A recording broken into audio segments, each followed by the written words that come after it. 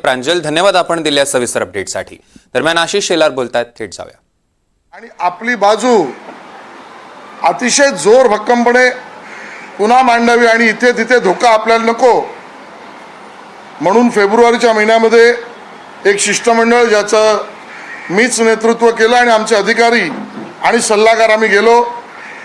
3 दिवस वर्ल्ड युनेस्कोतल्या सर्व संबंधित अधिकाऱ्यांना, संबंधित वर्ल्ड युनेस्कोमध्ये असलेल्या त्या राष्ट्राच्या राजदूतांपैकी काही लोकांना आम्ही भेटलोच, पण आयकॉमॉस समोर पुन्हा सादरीकरण केलं, त्यांना भेटलो, त्याच्यातली संवाद संपर्क आणि आपली बाजू जोरकस आपण मांडली। कुठलाही धोका आपण घ्यायला तयार नाहीत, कारण छत्रपती शिवाजी महाराजांचं कार्यच इतकं मोठं आहे, वैश्विक मूल्याचं आहे, पण कार्यालयीन प्रक्रियेमध्ये त्यात काही अडचण नको याची सुद्धा काळजी आपण घेतली।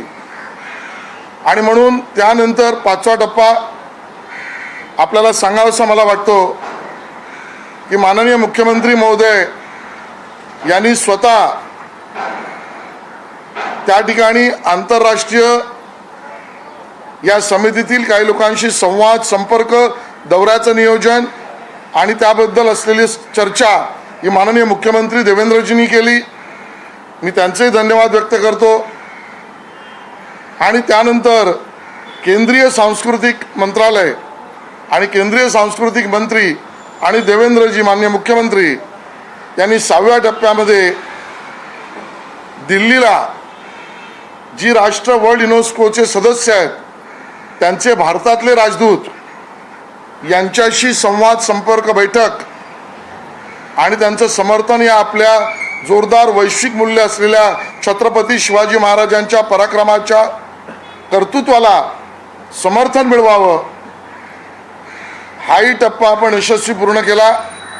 आणि मग काल त्या ठिकाणी आपले जे राजदूत वर्ल्ड युनेस्कोमध्ये आहेत श्री विशाल शर्माजी यांनी कालच्या बैठकीआधी 2 दिवस याचं योग्य नियोजन आपल्या अधिकाऱ्यांबरोबर मदतीतून केलं।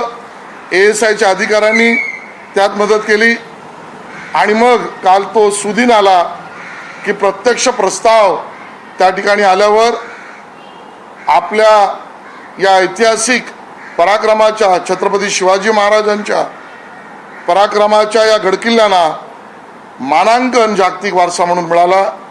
आणि म्हणून या सगळ्या टप्प्यामध्ये काम करणाऱ्यांचे धन्यवाद आणि समस्त महाराष्ट्र आणि शिवप्रेमी जगातील आपल्याबरोबर उभे राहिले त्यांची कृतज्ञता या ठिकाणी मी व्यक्त करतो। सर, याच किल्ल्यांमध्ये जिंजीचा किल्ला देखील आहे तमिळनाडूमधला।